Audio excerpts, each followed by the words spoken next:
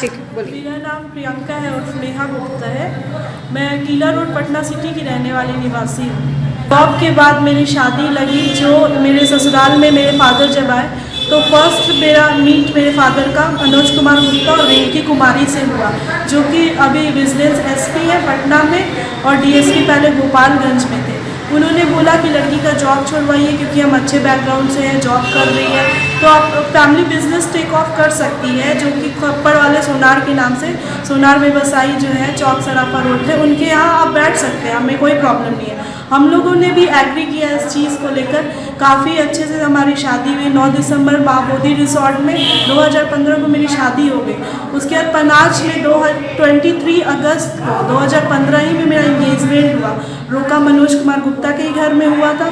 इस बीच काफ़ी टाइम था हमारी शादी में, गैप मिला था सब कुछ के लिए, मगर इन लोगों ने काफ़ी डिमांड किया पैसों का, जो हमने फुलफिल किया।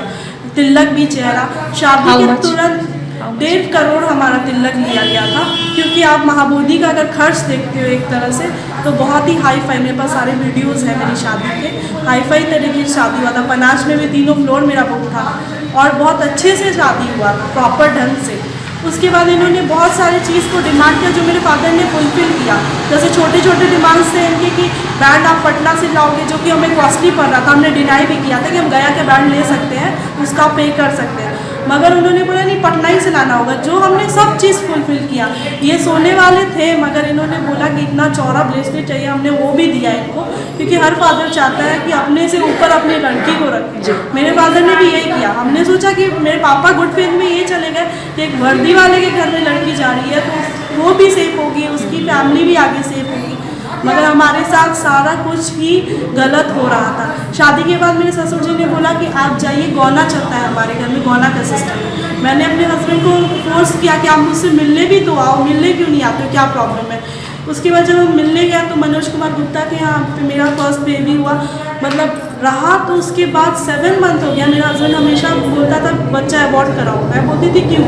एक बार मुझे फुसला के वहाँ पे बुलाया गया, उसके बाद उन लोगों ने मुझे एक दवा खिलाई, उसके बाद मेरा बच्चा 3 दिन पहले मेरे पेट में, बच्चा अबॉर्ट क्यों कराना चाहते थे? उसको बच्चा चाहिए नहीं था और मुझे सेकेंड बच्चे में भी उसने यही रीज़न दिया था, मुझे बच्चा नहीं चाहिए। क्यों नहीं चाहिए था? उसका रीज़न यही था कि इन लोगों को लालच था, मुझसे बस मेरे फैमिली से पैसा निकलवाना था और मुझे एक गुड़िया रखना था घर में, जो एक दाई की तरह घर में रहे और पब्लिक के लिए मैं बहू रहूं। हाँ, एक शोपीस मेरे यूज़ कर रहे थे वो लोग, और जब मेरे फादर से पैसा का डिमांड करते हैं हम पूरा करते हैं उसको, इसलिए ये लोग बहुत अच्छे से हमें यूज़ किए हैं, बहुत घटिया। पहले मेरा बच्चा वो पेट में ही मर चुका था और पॉइजन फैलने के कारण कोई भी आया नहीं, मेरा मिसकैरेज हो गया। उसके बाद मेरे फादर ने फोर्स किया कि आप लड़की अब ले जाओ, लड़की इतनी टेंस है, इतना प्रॉब्लम में आई है, तो इन लोग दबाव में आकर मुझे ले आए।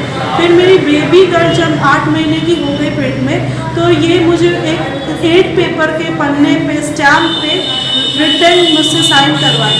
मैंने पूछा मुझे पढ़ने तो दो, तो मेरा हस्बैंड और मेरा ससुर मिलकर मुझे दबाव बनाया कि क्या चीज़ थी वो स्टैम्प पेपर था, क्या लिखा और उसमें रिटर्न था। उन्होंने मुझसे कुछ भी रीड नहीं कराया, वो हाथ प्रॉपर ऐसे ढक देते थे और बोलते थे साइन नहीं करोगी तो तुम्हें मार डालूंगा, और नहीं तो तुम एक बच्चा का देख ही लियो। मैं डर के साइन कर दी। आई डोंट हैव, उस समय मेरे पास फ़ोन भी नहीं था कि मैं अपने मदर फादर से कांटेक्ट करती। 1 साल से मेरा वो फ़ोन भी छीन के रखे थे कि मैं अपने किसी भी फैमिली वाले से टच में नहीं आऊँ। मुझे नौकरों की तरह बिहेव होता था।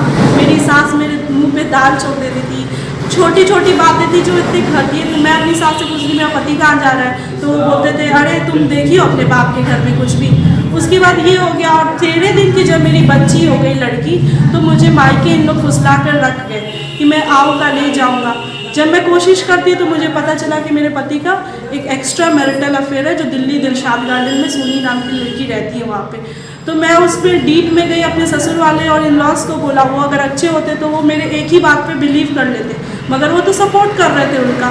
तो उन्होंने बोला कि तुम मुझे सबूत दो। मैंने सबूत दिया तो वो कहते सबूत बना दिए। मैंने वीडियो भी कलेक्ट किया, फिर वीडियो कहता है वीडियो भी बना दिए। उसके बाद मैंने बहुत सारे सबूत उनको दिए, तो वो अब डिनाई करते हैं कि मैं तुम्हें रखूँगा नहीं। मेरे हस्बैंड 3 करोड़ रुपया मार्केट से उठाया और वो कह रहे हैं मेरे फादर को कि पे करो। किस चीज़ के लिए? वो प्रोस्टिट्यूशन के लिए, जिस चीज़ के लिए, इनके बिजनेस के लिए। तो इनका ही प्रॉब्लम है कि ये किस लिए अपने बेटे से पेमेंट उठाते हैं, और ये कहते हैं मुझे मेरे फादर को पे करने के लिए। जब अपने फोर्स किया कि हमें रख लो, मेरी बच्ची को रख लो, तो ये कहते हैं मनोज कुमार गुप्ता हमारा हर जगह बात दबाते हैं और कहते हैं कर क्या लेगी, लड़की तो हुई है, उसको उखाड़ के फेंक देगी हर जगह से। ये मेरे साथ प्रॉब्लम हो रही है। और कल मैं धरना में बैठी थी, 15 तारीख को कोतवाली भी गई थी, मगर कोतवाली ने मेरा कोई सहायता नहीं किया था। FIR भी आपका? एक FIR करवाया था, उसके बाद कोई एक्शन इंस्टेंट नहीं हो रहा था, जिसके कारण मुझे धरना में बैठना पड़ा। और अभी भी मुझे इंट्रेंस सिर्फ दिलाया गया है इस गैरेज में और कहीं नहीं। मेरे पास टॉयलेट भी यूज़ करने के लिए, बच्चे को खिलाने के लिए भी कुछ भी नहीं है। और प्रशासन और वर्दी का गलत यूज़ गलत तरीके से किया जाए आपके ससुराल वालों के द्वारा? हाँ, मनोज कुमार के द्वारा। वो फुल्ली सपोर्ट कर रहे हैं मेरे ससुराल वाले को, और मेरा पति उन्हीं पे और मेरा ससुर उन्हीं पे सब कुछ ही कर रहा है। और मेरा हस्बैंड को जब भी मैं कहती थी तुम ऐसे क्यों कर रहे हैं, तो वो बोलता है अरे मेरा जीजा तुमसे समझ नहीं रहा। और मेरा ससुर भी यही ये आप बता रहे हैं मनोज कुमार, ये कहाँ पोस्टेड है? ये विजिलेंस SP है, पटना में पोस्टेड है। पहले DSP थे गोपालगंज में, उनका नाम अभी वर्किंग में है? हाँ, वो वर्किंग है, स्टिल वर्किंग है। और अभी तक मैंने जो भी एक्शन लिया है वो कुछ भी आगे नहीं बढ़ा है, क्योंकि मैंने FIR भी किया है। तो वो अंदर से लॉक करके घर के अंदर है, दुकान भी ओपन है उनकी, मगर कुछ भी प्रोसेस नहीं है। हम ही दर दर का ठोकर खा रहे हैं, तो हम बहुत परेशान है और लाचार है और कुछ भी नहीं है।